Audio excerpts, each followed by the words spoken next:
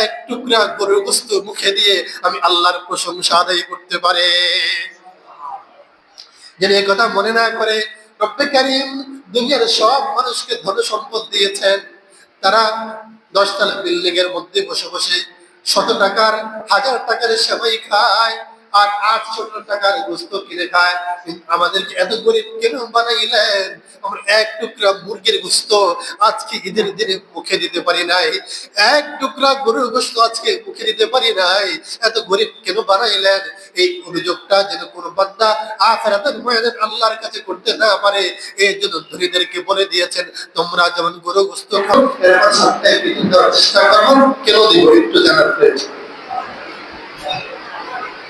মিশকাত শরীফের হাদিস, আবু দাউদ শরীফের হাদিস 1610 নম্বর।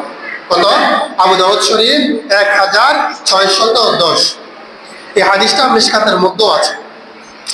عن عبد الله بن عباس رضي الله تعالى عنه فرض رسول الله صلى الله عليه وسلم زكاة الفطر طهرة للصائم من اللغو والرفث وطعمة للمساكين।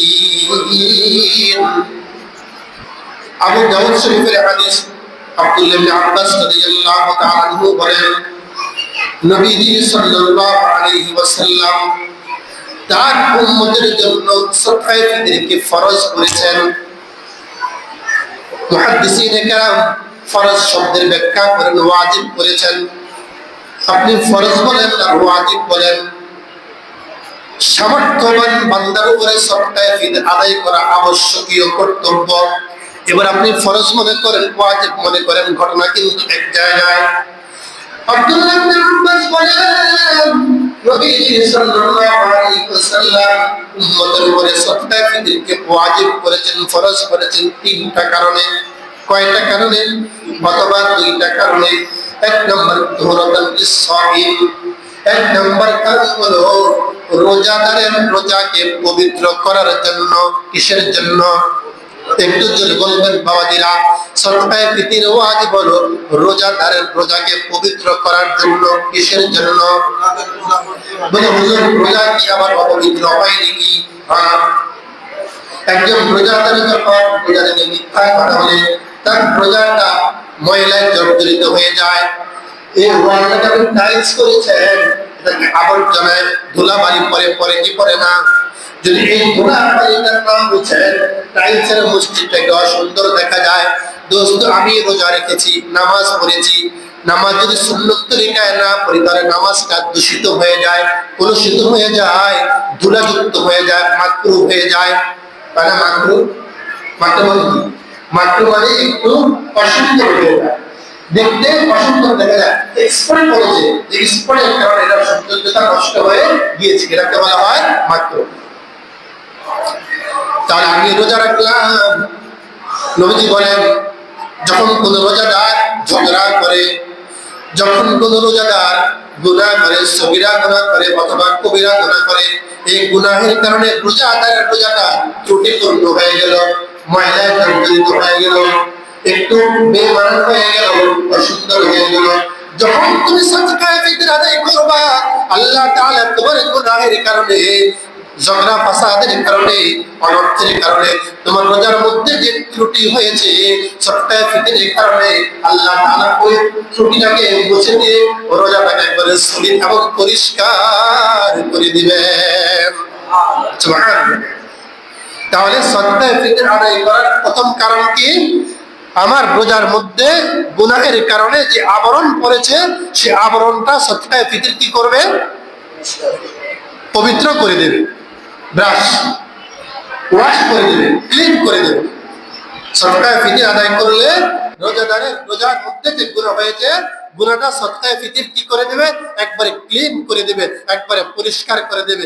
সার্ফ এক্সেল সাবান আপনারা যেটাই বলেন, ড্রাই ক্লিনার্সের ওয়াশ একবারে পরিষ্কার আর পবিত্র করে দেবে। তাহলে সাকায়ে ফিতর আমি মনে করি যারা রোজাদার তাদেরও যদি সামর্থ্য না থাকে অন্তত কি উচিত? দেওয়া উচিত।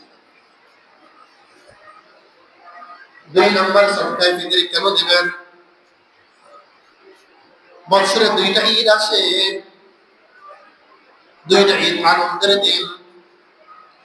আল্লাহ তাআলা বলেন দুই ঈদের দিনে কুল কায়নাতের সমস্ত মাখলুক আমার মেহমান।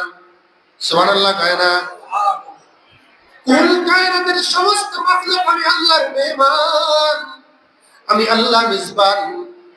কিন্তু যেহেতু দুনিয়াতে আমি নাই, মানুষ দুনিয়াতে আমাকে দেখতে পায় না, মানুষ কর্মচক্ষু দ্বারা আমাকে দেখতে পায় না, আমাকে ধরতে পারে না।